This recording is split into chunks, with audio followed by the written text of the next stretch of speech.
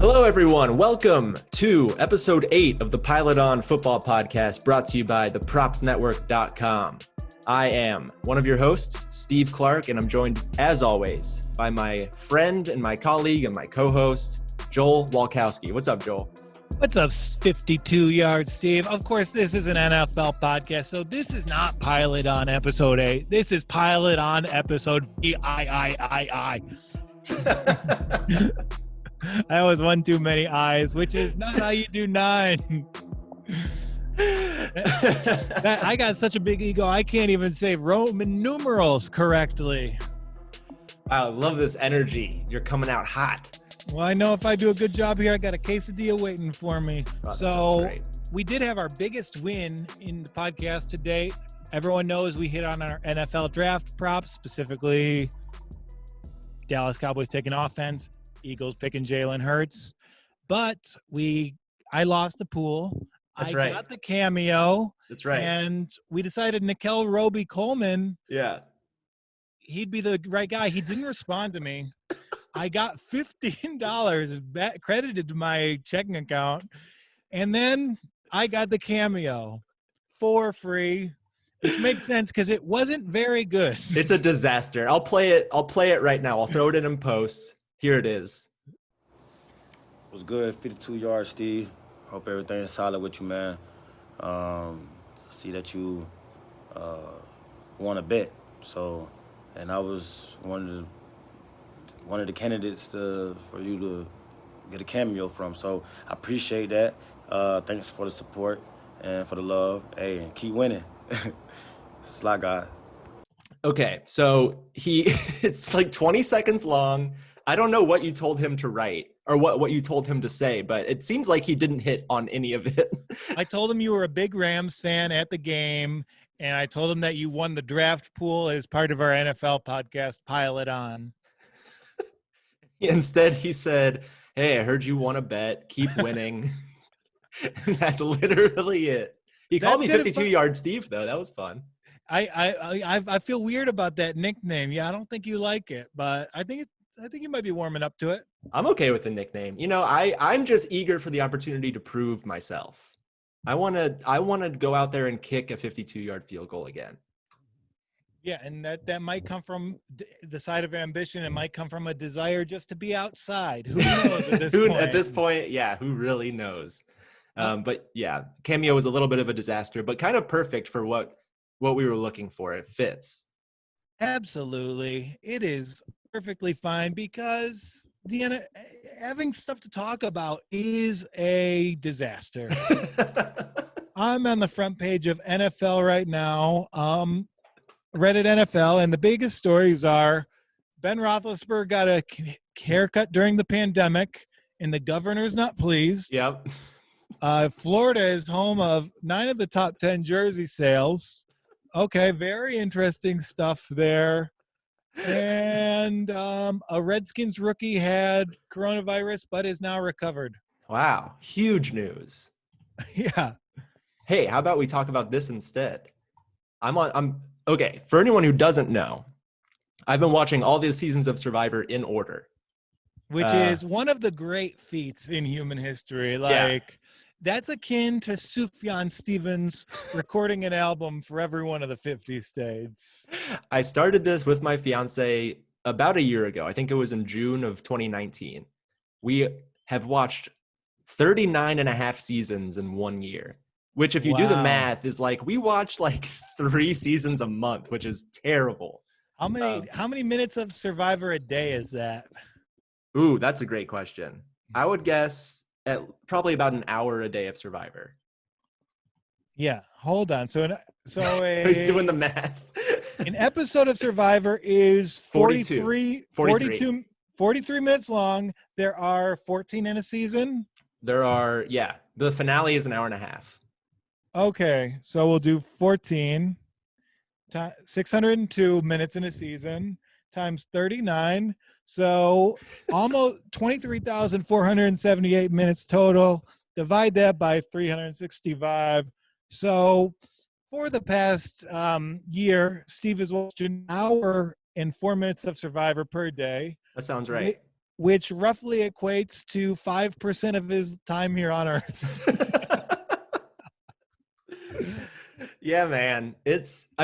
Seriously though, this has been such a big part of our life for the last year. Like we just proved that with math. We haven't had to think about what we're going to watch for a year. It's just we know exactly what we're going to put on TV every single night. It rules. And now I'm on the last season. We're like halfway through the last season, and it's so devastatingly sad. Like I can just imagine you and your fiance trying to reignite the spark. Yeah, we're gonna have an episode nothing of Amazing Race playing Land in the background, and it's just not the same. Our relationship is going to crumble after we finish season 40. You better drag out those 6 episodes. Yeah, I know. We've seriously, like, we started season 40, I think on Saturday or Sunday, and we've like intentionally told ourselves to stop. Like, we're like, let's watch another episode. And we're like, no, this is it. We got to make this stretch out. But next week we'll be done, and I'll report in with what I think. So far, I'm pretty disappointed in who's been voted out. I won't spoil it for anyone. Next week I'll give more of my take. But yeah, I'm going to be a different guy next week. And we look forward to it. So in real NFL news, we have this armed robbery story that to be honest, I don't understand. I've read the story 3 times. It's very Dunbar and DeAndre Baker, like, they're arrested, but they have statements from the witnesses, and it's somehow fine, but there's perjury. So I think what's happening is, DeAndre Baker and Quentin Dunbar have been accused of armed robbery in Florida. This happened earlier, maybe this weekend. A couple days later, the same 5 witnesses who reported Quentin Dunbar have now presented sworn affidavits saying that he was not involved. So right now, I think the confusion is, did they lie the first time, or were they paid off in their affidavits this time? And no one really knows. It seems like he might be off the hook on this. But yeah, this is a crazy story. And also, NFL players, when they go to Florida, can't help but get into trouble. Florida is just the place you go if you want to get in trouble. And that might just be for our country rather than NFL players. Very true. Stars, they're just like us. They get arrested in Florida. That's kind of what you do there. You get up to no good. And they were trying to get their own stuff back, but I don't see a way to really understand this unless I was Quentin Dunbar or DeAndre Baker. Yep. If you guys want to come on the pod and clear your name, that would be great. That'd be huge for us. And for you. That'd be great for you to clear your name on this podcast. Yeah, so you have incentive. We should just pivot this podcast into having whatever NFL player who most recently gets arrested, they can state their piece. Yeah, we'll take anyone on the podcast. OJ, come on. Oh, dude, OJ, that would be amazing. And you know what? Hopefully there will be season. If there isn't a season, doesn't look like there will be fans in the stands. Yep. And the NFL would lose $5.5 billion if this were to be the case. Insane. That's an insane amount of money. So they're not going to come out of the season in the red. They're just going to not make $5.5 billion, right? Like, they're not going to come out of the season minus $5.5 billion. As a whole, but these ownership situations, they're different team to team. And like, if you're the Cowboys and you got Jerry Jones, you'll be fine. But right. The Green Bay Packers only have $385 million in the reserves. Whoa! So they can get through one season, but they will. If there's further calamities down the line, the Packers are not financially equipped to handle it. Whoa, that's crazy. It's awesome. I can't wait to see this small town ethos destroyed. Like, why is socialism frowned upon in this entire country except when it comes to Green Bay Packers ownership? If they would, it's the national pastime. If they were to adhere to the capitalist model, they wouldn't be in this situation. So they're right to be punished. That's very true. Very true. Andrew Cuomo, the governor of New York, really wants sports to come back. He's encouraging sports teams to reopen without fans. And he specifically said that he wants to watch the Buffalo Bills, which Well, that's just It's because fine. Josh Allen, all of his throws adhere to social distancing. They're not within 6 feet of the target. Yes, that was a riff. Pretty damn quick. No, Josh Allen, we're going to make a lot of money betting against him this year. We're going to talk about it later with our guest as well. That's right. And Speaking of, the other big story, Matthew Stafford selling his home for $6.5 million. that's right.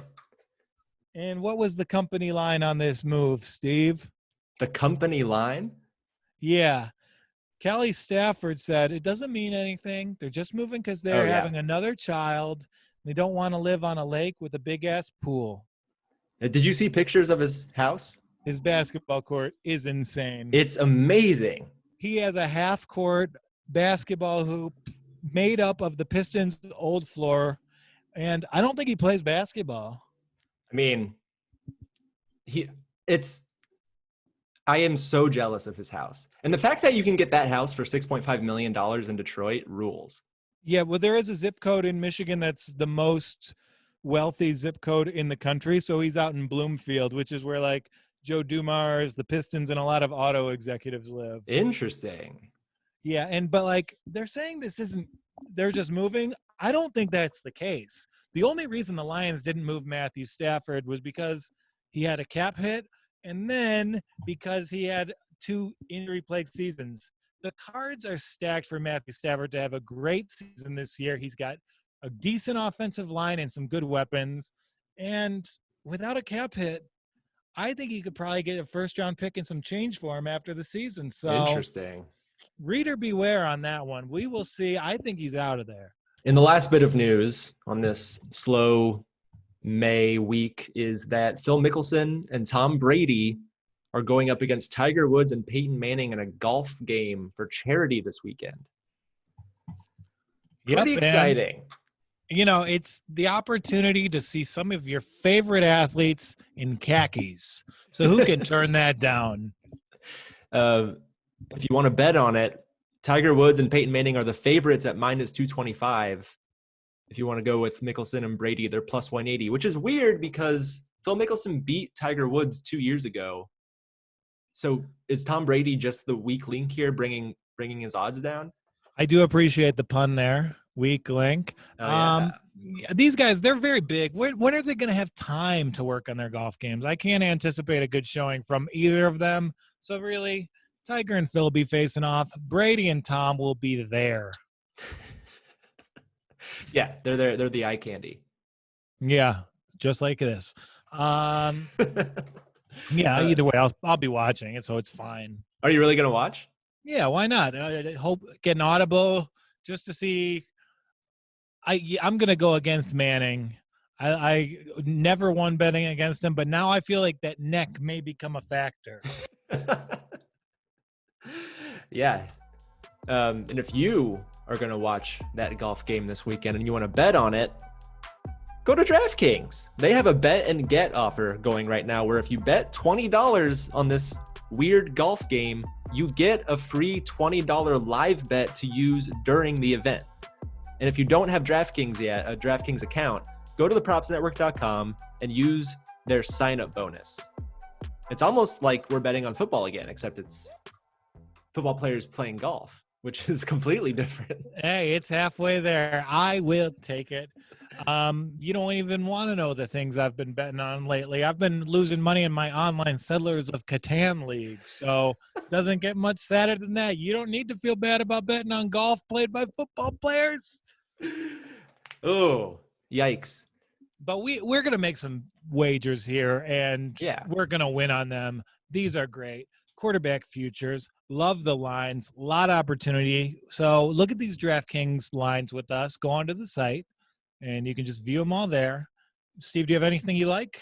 Yeah. So today we're going to talk specifically about quarterback futures, passing yards, touchdowns. I guess I'll start with a quarterback that I'm kind of pessimistic about this year, and that's Baker Mayfield. I'm going to put some money on him under 3,875.5 passing yards. And the reason is that he's never thrown for more than 3,827 yards in the first place. That's less than his total. He has a new head coach who is very run-focused, and Kevin Stefanski. Last year, Kirk Cousins threw for 3,600 yards. The Vikings were 4th in the NFL in rush attempts, 6th in rushing yards, 30th in pass attempts, and 23rd in passing yards with Stefanski as the offensive coordinator. So it seems like he kind of has a blueprint as an offensive mind, and that is to run the ball. So I don't know if Baker can get up to 3,800 passing yards here. Yeah, and the argument against that comes with maybe the Browns have improved protections this year. If he has a little bit more time and Nick Chubb is effectively used to set up the entire offense wants to give, he might have more opportunities. So I would probably stay away from that one right there. Okay. What's your first quarterback feature?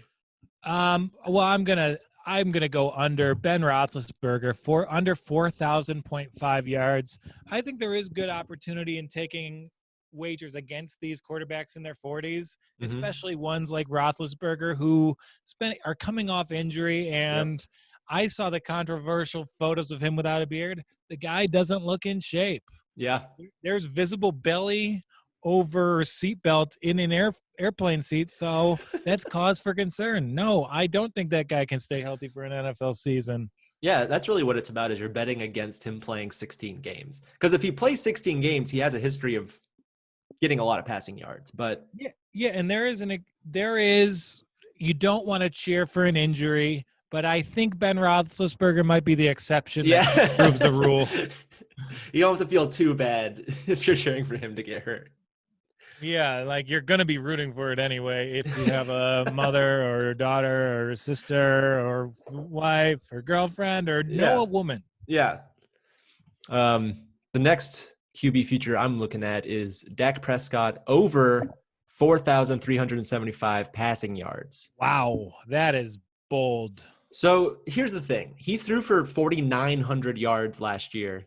This year, he has even more weapons on offense. I'm wondering if this number accounts for him possibly sitting out a game or two because of the current contract situation.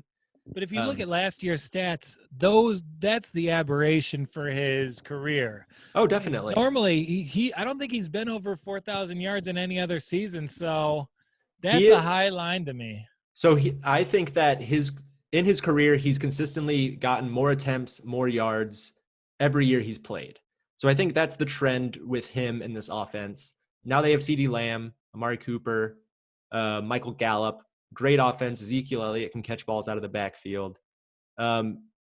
It's just, I guess the biggest question mark for me, I do think 4,300 yards is completely doable for him. This offense is going to be really good. It's just a matter of if the offensive line is going to be able to protect him the same way they did last year and give him the time to throw. Yeah, and you make great arguments, but ultimately I think that line's a little high, and if I'm going to bet on someone to throw over 4,300 yards, I need them to be one of the top 8 quarterbacks in the league, and I don't think Dak will ever be there. Whoa. He's a guy propped up by Ezekiel Elliott, a great offensive line, and excellent receiver play. Like, sure, he can be productive, but I don't think there's anything special or transcendent about him, so I would have a hard time going into my wallet, taking out a couple of blue-collar dollars, and placing them on the Dak Prescott yardage over.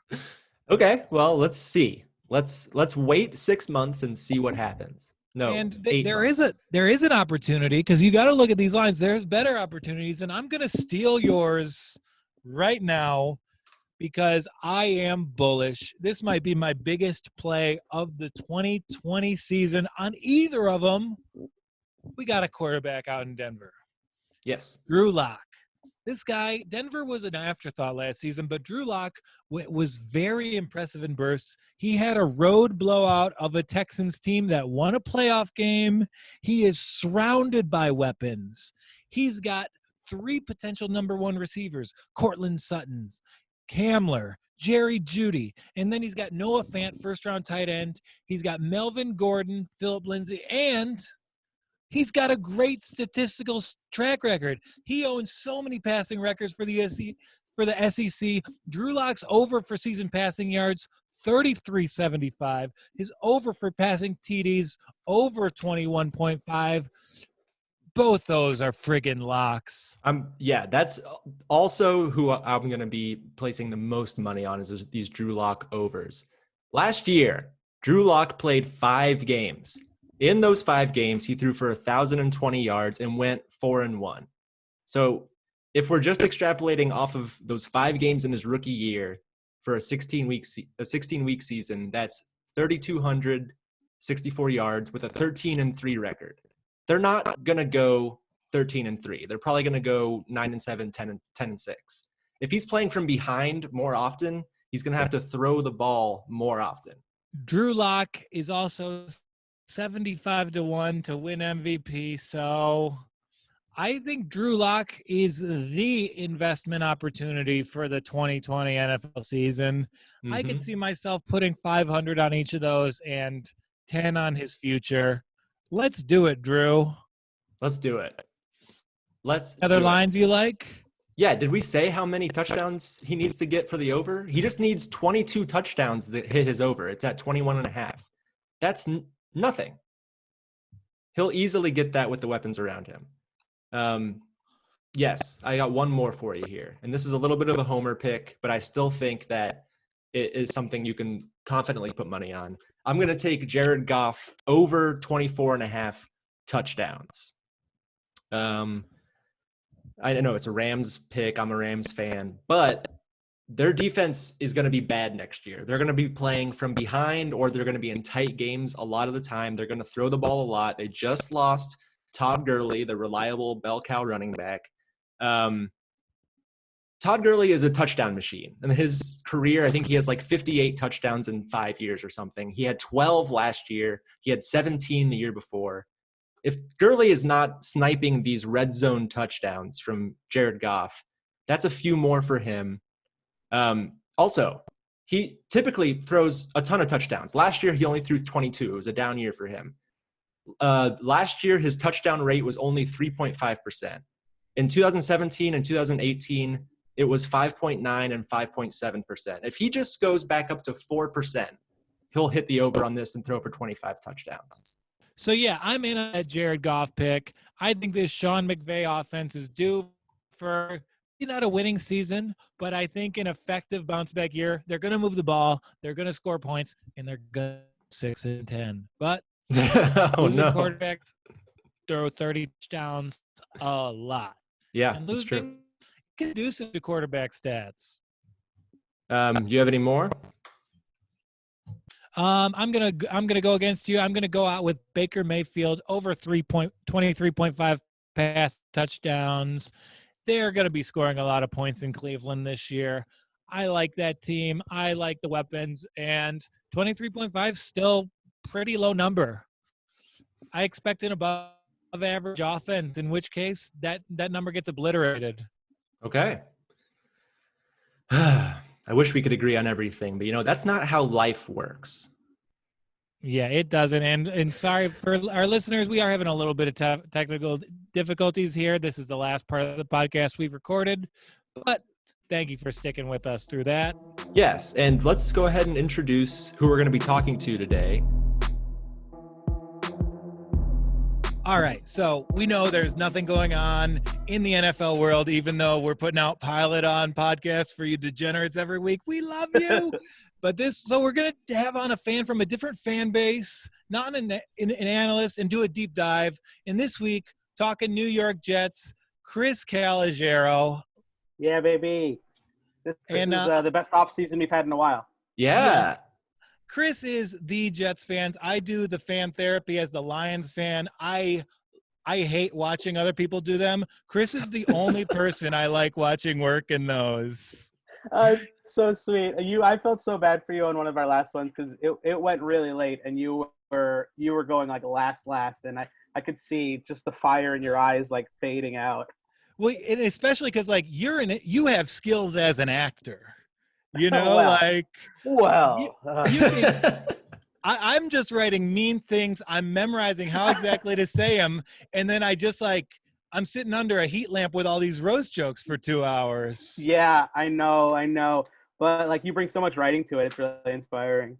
Yeah, I am worried. I do need to stop doing it. Every time I make one of those videos, my father has no money, and then he makes me a prop that I'll never Oh, use. really? Yeah, he sends me That's like Lions dolls. He sent me a Lion Zippo because I always talk about arson on it. Oh my God, that's amazing. That's so funny. It's like, oh, cool. That's why he wants my address. I can't wait to foot the bill for you in your senior citizen home. Yeah. The original Fan Therapy web series, by the way. Yeah. We're probably not at Iconic. liberty to talk about that, right? Yeah, we had Fitzy right. on last week. He told us no. Oh, really? Okay. I got nothing. Yeah, good guy. No I love current Fitzy. lawsuits in our world. So you're a Jets fan. You have to feel pretty good riding into the season with this off season. Yeah. I feel really good. I was a little hesitant. I think every off season, I'm very hesitant to see what they're gonna do because they've been so bad at the front office stuff for like the last like 10 years. They've been horrendous. But this is like the first year where I was like, all right, like I saw like a plan come together. I love the offensive lineman. I hate Adam Gase. I just find him to be like the worst coach they've had in a long time. He's insane. He's like an actual crazy person. Right. He's nutso. Just like, what was it last year when those pictures came out of him, eyes 3 inches wide. Yeah, that is a good impression. Yeah. Yeah, his eyes are like saucers. And then in the preseason game, he sniffed something that the coach gave him, and I was like, who is this character? Like, you're not even a fun head coach. Right. Like, he doesn't even have like a winning pedigree. He's just like a mediocre coach who's also insane. Right. And I think a lot of football coaches have addiction issues that make them workaholics. And Adam Gase is like peak football guy. Didn't he skip like the birth of his son or something? Yeah, he like missed the birth of his son because he was game planning. And I think here's the funny thing. I think like there's been scenarios that he missed the birth of his son, and then like there was a big story where like he skipped Thanksgiving this year, like to game plan, and like I think they both ended up in like horrendous losses. Like the week after, these big like propaganda stories about how hard he works came out, and I was like, you can't have that, man. You can only get a couple of those. And there's been all these stories that came out like in the aftermath of the NFL draft that are just like, yeah, you know what? We really discovered a lot about work-life balance, and we're spending more time with our families. And like Adam Gase is not going to have that. Yeah.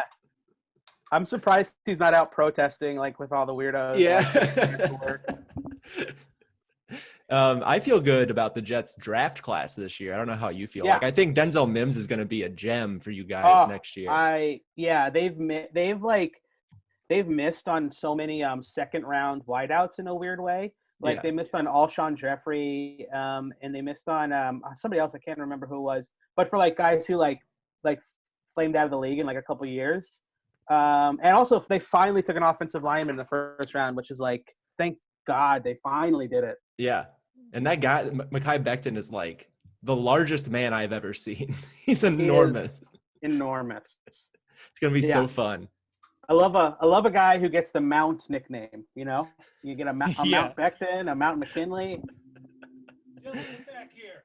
Uh-oh. All right, my dog's running away. The barrels of recording outside. I got a little corgi. I thought this dog was on her deathbed when I left New York. All of a sudden, I'm in Arizona. She's jumping in rivers. She's running away. No, you have the eyes of dog owner, like, seeing that it's about to happen. Like, you know? You're like... Oh. Yeah, she got out once for an hour, and it was the worst time of my life.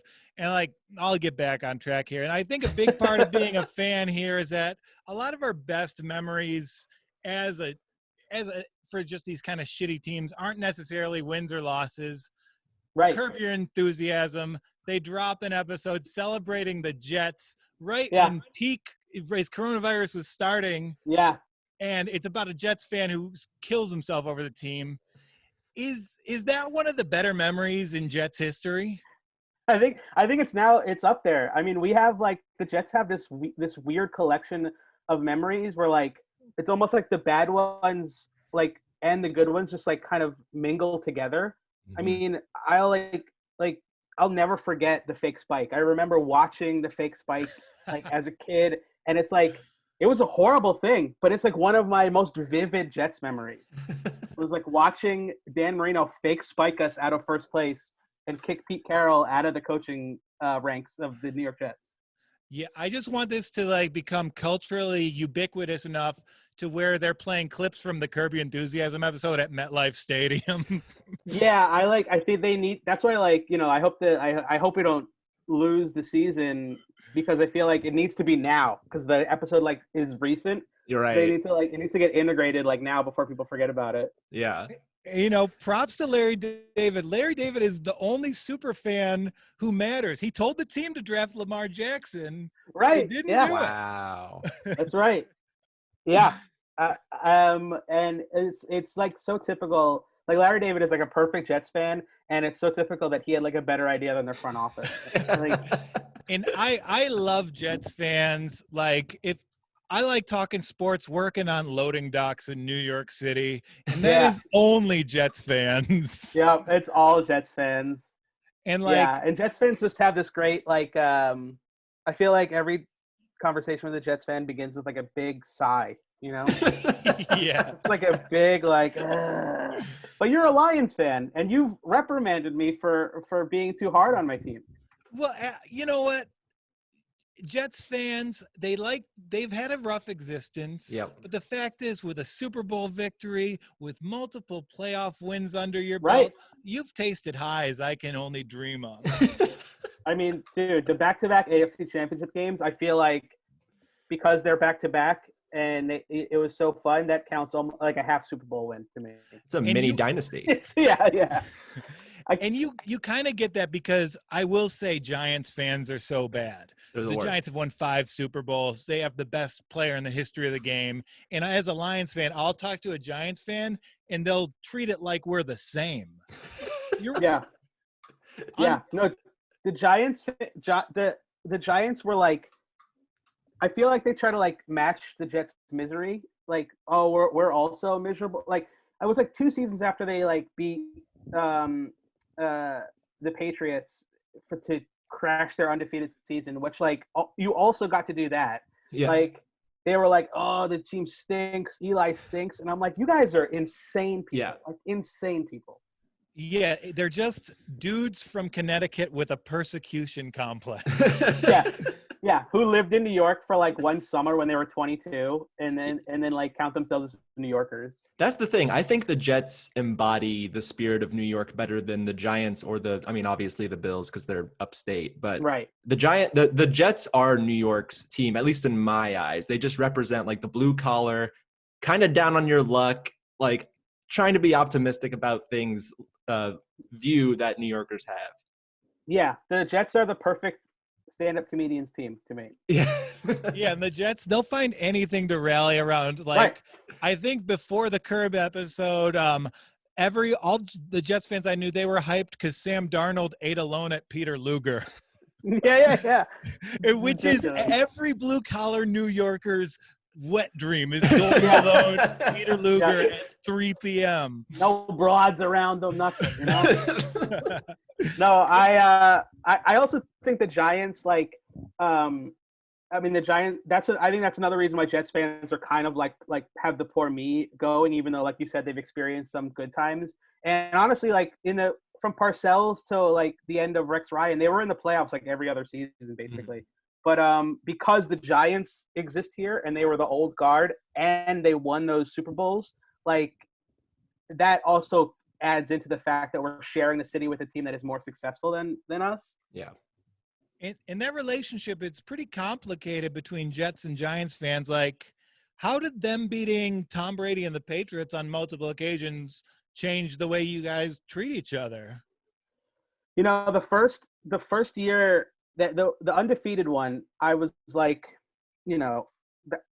fine. The Giants, that was great, good. But the second one was tough because the Jets had just come off the 2 AFC Championship games in a row, and it was like the Jet City for a hot minute. Right. And then they didn't get to the Super Bowl or win it, and then the next season, the Giants got to the Super Bowl again and won it and like wiped the Jets off the face of the earth. Like it was over. Like the glory was gone immediately. Yeah. So Jets fans, they probably first Super Bowl they're cheering for the Giants. Second one, going all Patriots. It's got to be tough. Yeah, it was hard. That one was those were brutal. You guys had Rex Ryan as your coach for a while, a very polarizing guy. Yeah. Now that you have someone like Adam Gase, do you miss those days of having Rex Ryan as your head coach? I make no money, and I would give half my salary to get Rex Ryan back. Yeah, I miss him because you were saying like you can be a crazy person. In a lot of coaches are, but like if you win, like that craziness gets accepted, and like Rex like came in like a maniac, and everybody loved him because he immediately started winning. Yeah, and certain personality types are fun to root for. Rex Ryan, he's just kind of like when we had Jim Schwartz in Detroit. It's like, this guy's got an undisciplined team, but he posts his classic rock clip on his way to the stadium every Sunday. I can get behind that. Dude, I'll never forget my friend when the Jets beat the Patriots in that playoff game, and my friend texted me somebody had feet for halftime because it was like right when all that like fetish foot stuff came out. And again, if you beat the Patriots in the playoffs, dude, kink out, do it. It's all accepted. Hey, this is 2020. No matter what, kink out. Do what makes you feel good. True. But if you beat the Patriots, really go for it, you know? Yeah, absolutely.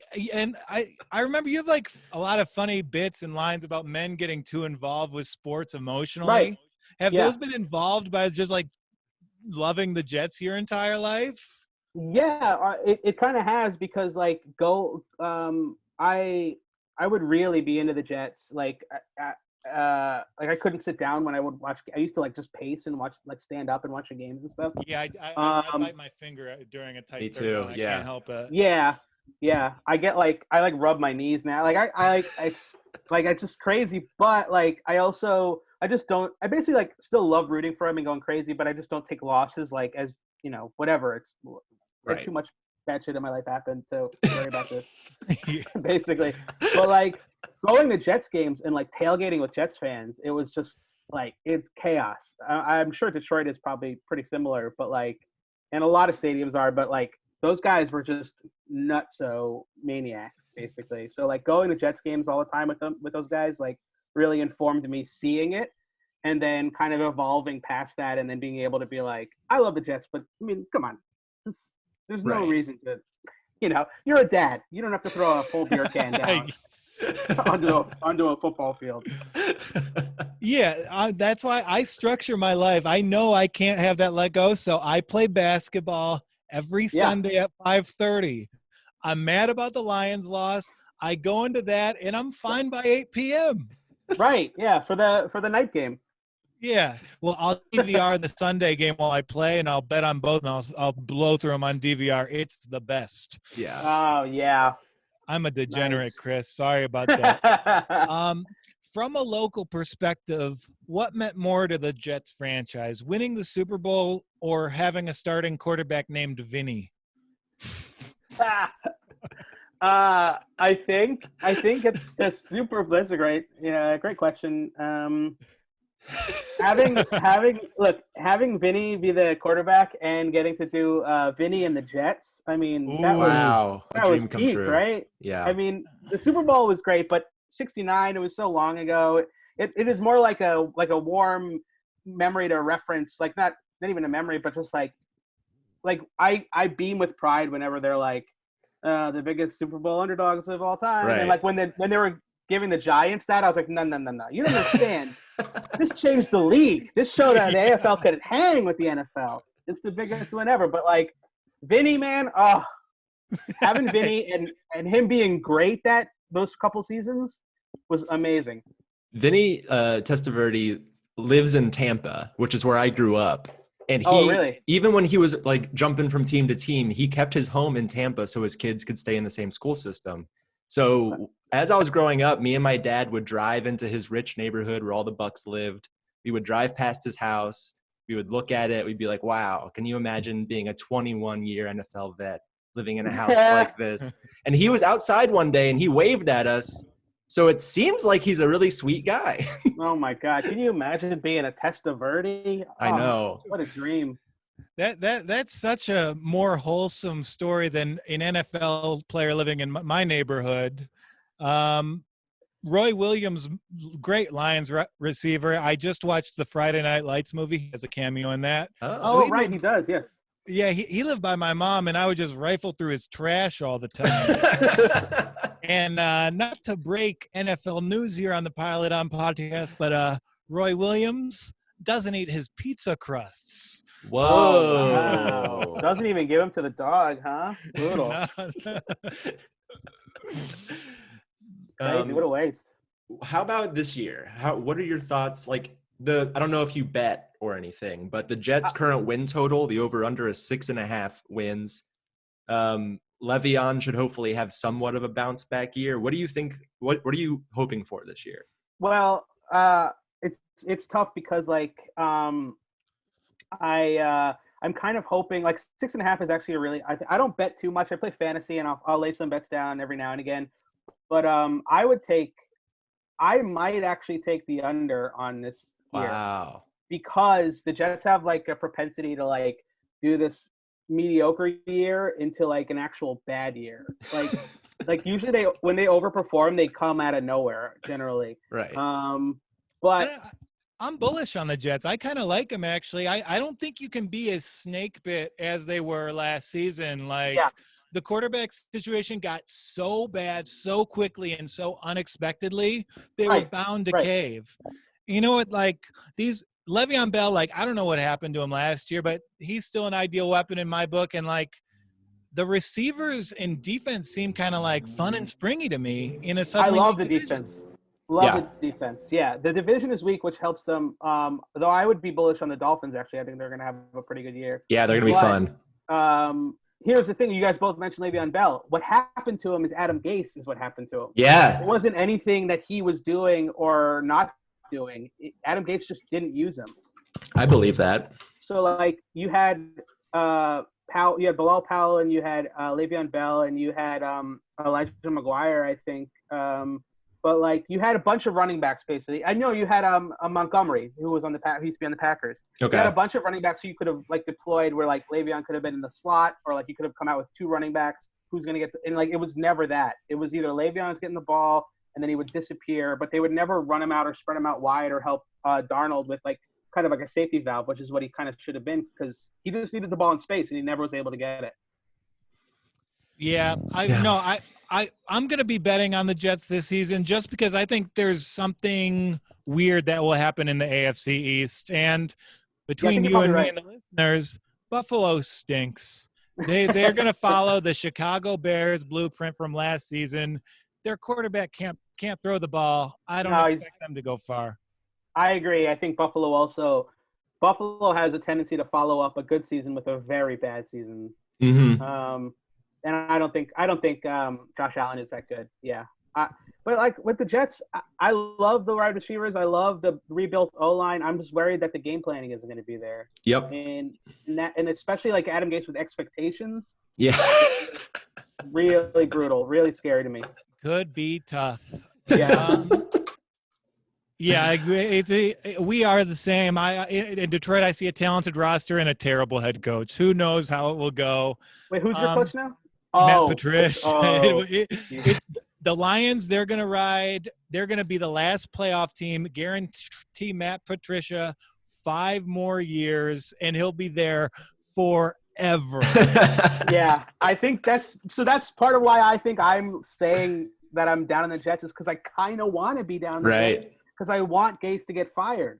Yeah. Because like I cannot handle 2 more seasons of this dude like calling bubble screens in the fourth quarter down 21 points. Do Jets fans actually like Fireman Ed? Divisive now.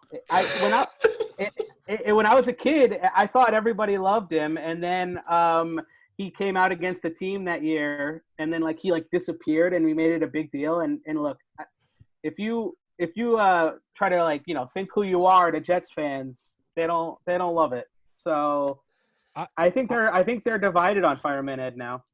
I heard a scandalous rumor about Fireman Ed.